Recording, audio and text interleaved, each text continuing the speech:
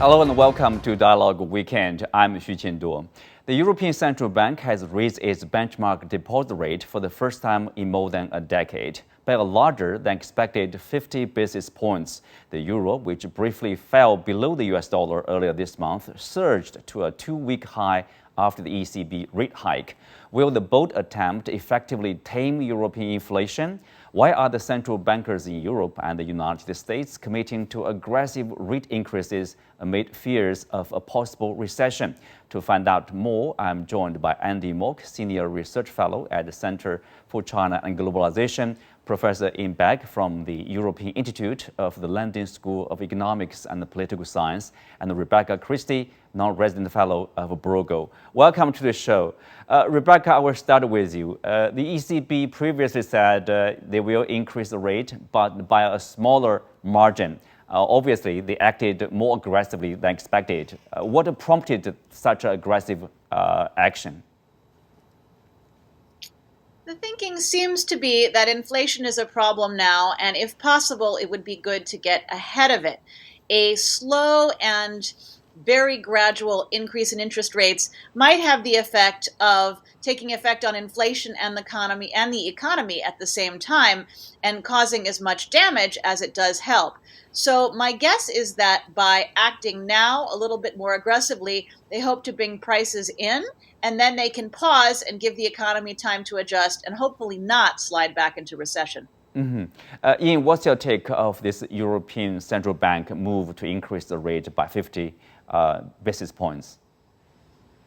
Well, I think you need to look at two things. One is the increase, which, as you rightly say, is 50 basis points, but also the level, which has gone from minus 50 basis points to zero. So this dramatic move by the European Central Bank, as some people are portraying it, raises interest rates to zero. Compare that with the Bank of England at 1.25 and the Fed with its rate of 1.5 to 1.75, and it tells you that interest rates in the Eurozone remain ridiculously low, given that inflation is now reaching 8.6%. And in those circumstances, to call it aggressive is maybe exaggerating, because what they're really doing is catching up with what they should have done probably several months ago. They should have done that several months ago. A good point here, probably we will also touch upon that when we talk about the euro, the fall of the value. Andy, obviously there are risks, of increasing the rate, or, if you do nothing, both there are risks. Absolutely. And I would add to what Ian said that we also need to look at the interest rate in relative terms, and the EU's at 0%. We should also look at it in terms of real versus nominal. And in fact, real interest rates, meaning accounting for inflation or subtracting the inflation rate, real interest rates are still deeply negative in the EU. The other thing I think we need to consider when we think about risk is, of the three major economic areas in the world that are able to pursue a unified monetary policy, China, the US, and the EU, the EU really has the biggest challenge. If this were a video game, they're playing on super hard mode, because like any central bank, they have to maintain or balance employment and price stability, as well as take into account financial stability. But the issue for the EU, though, is whether it wants to or not, the ECB also has some responsibility for the political integrity of the European Union. And as we see most recently with what's going on in Italy, that not only is it experiencing political turmoil, but it might be on the brink of a major financial crisis, and it's many, many times bigger than Greece.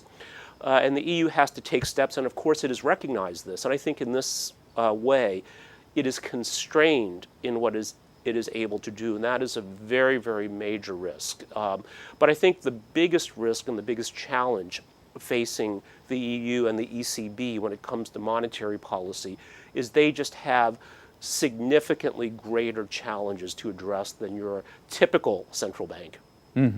Well, Rebecca, as Andy mentioned about this debt issue, like with Italy, and now we know there's a caretaker government, and there's a poll saying that this right-wing party, brothers in Italy, is likely to win, and then that could say worsen this debt issue. But of course, interest rate also will worsen the situation. It seems like ECB has to strike a balance between countries like Italy with a debt issue and other countries like Germany, probably. The balance is very important. It is premature to say that Europe is on the brink of another financial crisis right now. There are concerning things politically and economically, but that is not the same thing as active contagion, active failing of the financial institutions, and an active crisis. A lot of what's happening right now is trying to prepare not just mechanically, but also psychologically to avoid creating a self-fulfilling prophecy. The ECB has to be very careful when it talks about spreads and when it talks about the action it will take to help countries preserve market access, that it doesn't inadvertently convince the markets that market access is going away when in fact it's there. The thing with Italy is we have seen many political crises before. They're never fun. They're usually nail biters. That said, Italy is a strong country with a lot going for it and has usually been able to find a way through. I think it's too soon to declare some kind of major crisis right now. There's a political crisis in Italy, but the rest of Europe needs to give it a little bit of time to sort out and trust that the markets will keep rolling over the Italian debt and keep working with it within what, as Ian points out, are historically low interest rates, even if there is a widening gap between the very lowest, which are still close to zero, and some of the higher rates, which are, a few percentage points now. We're still not talking about double digits or anything close to that. So, Yuan, obviously, this is the first move, and people are expecting more increase in interest rate by the ECB. It seems that obviously for the central bank, the danger of inflation outweighs the danger of a recession. Yes, there's certainly a danger at the moment. And sorry, Ian. Yeah, go ahead. Yeah. So there's certainly a danger at the moment, and part of the problem is that the inflation that the central banks, not just in Europe, but also in the UK and North America, are having to deal with is imported inflation. Clamping down on demand by raising interest rates doesn't easily deal with the problem that's being brought in from the rest of the world, in particular the price of energy. The relative good news is that at some point the price of energy is going to start falling again, because the combination of attempts to diversify away from particularly Russian imports in the European case and a slowdown in demand for energy should start to alleviate the inflationary pressures, and we'll see base effects. We'll move from what has been an increase this year of dramatic proportions in energy prices to much slower or even declining energy prices in future. So that will take the steam out of inflation. But the problem is that the central banks cannot do that much on it, and they need to rely more on governments through fiscal policy to complement what they're trying to do with monetary policy. So speak of fiscal policy. They have the euro, but they have you can say unified monetary policy, but not a fiscal policy. Rebecca, you want to jump in? Yeah, well, I just wanted to say that there is, with central bankers, a real structural bias to look at inflation because that's something they can do, as opposed to looking at other things like outside factors, fiscal policy, things that are outside of their control. And that does affect the policy outlook. So yes, I would absolutely agree that fiscal policy and that external conditions have a lot of influence here. And the central bank needs to be careful not to add another externality because it's using one tool to try and affect a different area. And you speak of the external factors, obviously the energy import from Russia. Okay, Nord Stream 1, and now it's partially resumed, like 40% of export from Russia of gas to Germany will resume, but not 100%. So obviously that is likely to cause inflation to continue. Well, that's the big question mark, Qingduo, that we don't know. And I agree with Deborah that one of the problems looking at these issues from a monetary perspective, whether as a central banker or as an analyst, is that when you have a hammer, when you only have a hammer, the world looks like it's full of nails. And I think one of the biggest challenges here is that interest rates, of course, affect demand most directly. But this is really a supply problem, Tingdo, as you mentioned. And the question here is these exogenous shocks, whether it's the conflict in Ukraine, supply chain disruptions, we're still feeling the aftershocks. And I think no one really knows the magnitude of them. And we don't know, going into the second half of 2022, what will Russia do with gas? And I think Ian is right that in the long run, Europe probably can diversify, but certainly in the next several years, it seems extremely unlikely. So I'm a bit more pessimistic in that we could see, and again, I agree with Deborah that this is not a prediction, but all I'm saying is that I do see Europe on the precipice, which doesn't mean it's going to fall into the abyss, but it's certainly teetering on the edge. That a dramatic reduction in energy, natural gas in particular, from Russia would devastate the German economy, especially the industrial sector, and that would have knock-on effects. These would be these dominoes falling in Europe. So I think we're at a very perilous time, which doesn't mean disaster, but it certainly means a high-risk, high uncertainty environment. Mm-hmm. Ian, there's also an issue of currency, the euro. Obviously, earlier last week it fell for the first time in many years, with a parity of U.S. dollar, and then it surged with the news of a rate increase. But the thing is, people would see there's a trend of the euro being weakened. Is that the case? Well, Economics 101, the first thing we teach students is never try to predict the exchange rate, because you will always be wrong. It's also worth observing that for the most part, Europe, North America and China are relatively closed economies compared with individual countries like, let's say, Austria or Belgium, which are far more open to influences coming from elsewhere. And that gives a degree of insulation. It doesn't matter that greatly if the exchange rate fluctuates by a few percentage points, except for the fact that quite a number of commodities, particularly energy, are denominated in dollars. So that the short-term effect of a dollar price being translated into euro price means a boost in the cost, a rise in the cost to Europeans as a result of this particular feature of the energy market. In the medium term, I think that the exchange rate fluctuations are not going to matter greatly and certainly will not influence the way the European Central Bank makes its monetary policy decisions. Mm-hmm. Well, Rebecca, as people understand, you have a currency which is either weakened or strengthened. There are both sides, right? There are a positive side and negative side. If you have a weakened currency, it's easier to export, right? And then you have a strong, for example, euro. It's good to purchase goods from overseas, right?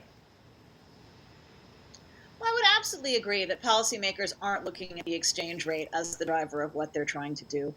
Broadly speaking, the jurisdictions of the major currencies that have the higher interest rates tend to have stronger currencies. The lower interest rates tend to have the weaker currencies. There are a whole lot of factors that mean you can't just pencil that in and count on that, but as a trend. So as we see the interest rates in the US going up and interest rates in Europe staying low for their own reasons, for their own conditions in their own economies, you'd sort of expect to see the trend that we're seeing now. In terms of imports and exports and all of those things, I don't think foreign exchange is the big driver right now. I think the energy prices and also the shift in demands for goods versus services and how the economy is structured. That's hard to capture in statistics because statistics are aggregating what we have. And in fact, the economy is rebalancing itself, and changes in individual categories may have as much effect on the economy as the overall numbers. Mm-hmm. Well, besides soaring inflation and downgraded GDP growth projections, many parts of the world are suffering through extreme weather, such as heat waves, drought, and floods. In particular, unrelenting heat waves are boiling cities across several continents, causing deaths and injuries. How serious are the extreme weather events experienced by hundreds of millions, despite the repeated warnings about the severe consequences of climate change? What concrete actions have countries taken or not? Again, I'm joined by Andy Mock, Ian Beck, and Rebecca Christie. So, Andy, we are talking about heat waves, in particular in the European continent. Are you surprised to see, it's kind of extreme, let's say, records are being shattered?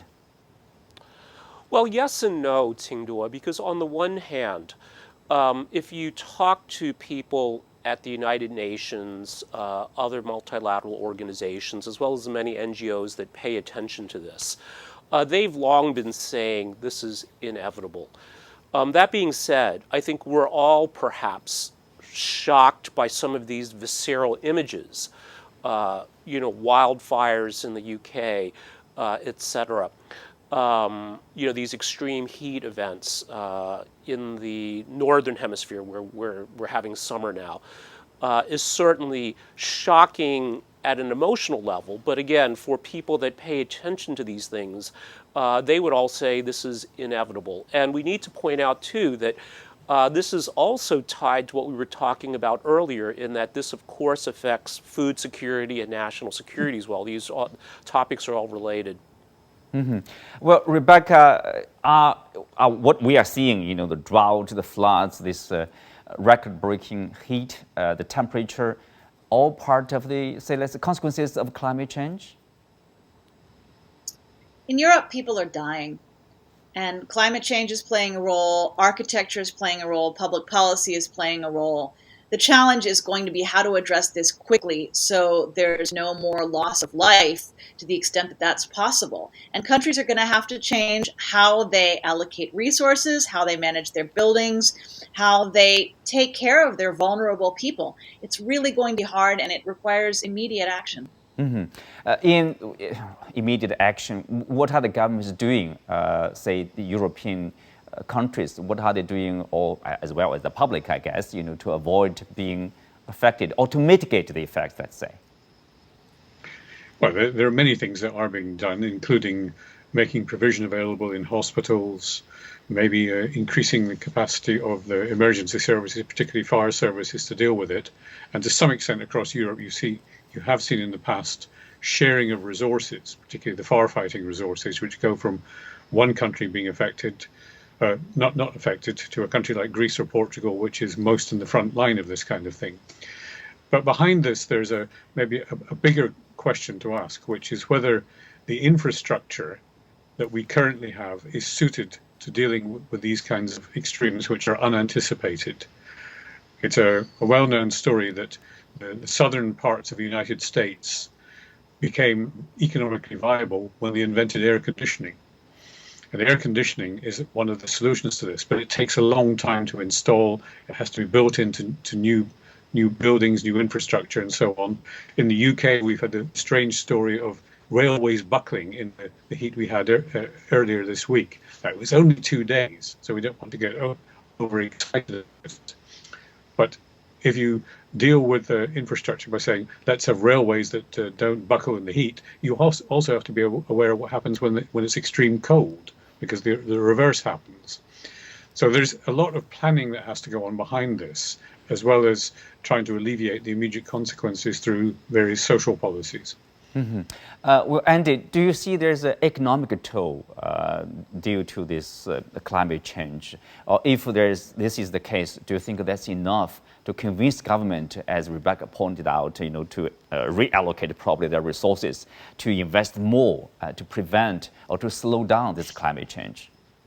Well, I think the reality is that any major crisis imposes large cost, but also creates opportunity. I'll echo what Ian said in that I was participating in the Ditchley conference online last week, and it was delayed exactly because of the extreme heat caused rail problems, and the people that were there attending physically were delayed in arriving, so Tony Blair's speech had to be delayed. So when we see these kinds of events affecting not just the developing world, but people in the developed world, I think that is, in a way, a positive signal to get people to care. They say, hey, we really should be doing something about this, and that perhaps can galvanize a unified response. Well, Rebecca, you mentioned about this reallocation of resources. Here's basically this: the World Meteorological Organization warned this week the heat wave will continue until the middle of next week in European continent. Whereas negative impacts of climate change are bound to continue at least until the 2060s. Do you see now increased urgency in the international community? Oh, there's we need to do something, and are we going to do something? Extreme weather events are very much in everyone's mind. Unfortunately, the heat wave is causing problems and suffering right now, even as Europe is desperately trying to prevent freezing temperatures this winter from causing the same thing. So much attention in Europe right now is how are we going to get through the winter? How are we going to reduce our reliance on Russian gas? What are our alternatives? Some of the alternatives for getting through the winter involve using more fossil fuels, not fewer. So it's a really hard problem. It all interconnects. I do think that people care.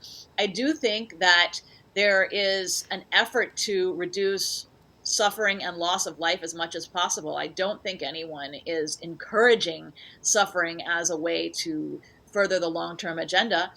And we hope that the measures people are taking by changing infrastructure, by preparing for winter now to avoid problem down the road, and by sharing firefighting and other resources will together help keep the communities going.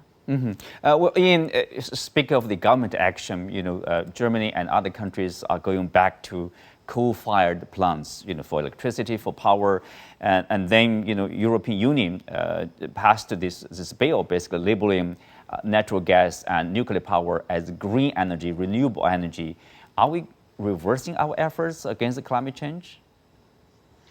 I think it's more a short-term expedient to deal with the immediate political threat coming from Russia of cutting off the gas. I'm among those who regard nuclear energy as green enough in the sense that it doesn't emit global warming kind of emissions.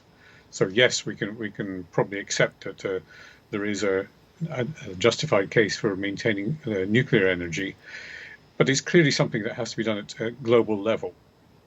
What goes into the atmosphere, whether it's in China, India, or Southern Europe, still has the same effect collectively. So there is a need to ramp up the political incentives for so many countries which have been hesitant about dealing with this to accelerate their efforts. Now, I know there are stories behind this about that the cause of the greenhouse gases is historic. It's Western Europe and it's North America in the past. But the increment to this is coming mainly now from countries which are more reluctant to change their approach, including China, I have to say. So we have to try to motivate the global community to understand that there's a collective risk which requires collective action. And this is one final little point. You may have noticed that there's a sort of leadership election going on in the UK in which all the candidates were asked, do you still maintain the commitment to net zero? And 3 or 4 of them vacillated and said, well, we're not sure because it's costing our citizens in the short term, so maybe we could slow it down. That's exactly the wrong response. Well, I mean, a good point over there. Big carbon dioxide emission, like China, like the United States, European states, obviously, they need to play a bigger role. The global community expect them to cooperate more in that respect. China has been doing well in renewable energy in terms of investment, in terms of the installation of the wind power, of the solar power, etc. China ranks #1. There are some frustrations also, if you look at this situation internationally. For example, in the US, there's a Supreme Court ruling, ruling of basically limiting the ability of the Environmental Protection Agency, EPA, their ability to regulate carbon emission, dioxide emission. But President Biden has tried to make more efforts in that respect by issuing 3 executive orders, for example, helping the community, helping the state do infrastructure, even install the wind power in the Gulf of Mexico. But is that enough to offset, say, the potentially negative impact from the Supreme Court ruling? Well, I think what happens in the U.S., of course, matters because of the size of the American economy. But let me just talk about Europe for a second. I do see a silver lining here in that this could be what Americans might call a come to Jesus moment for the Europeans, because they have long cared about sustainability and climate change.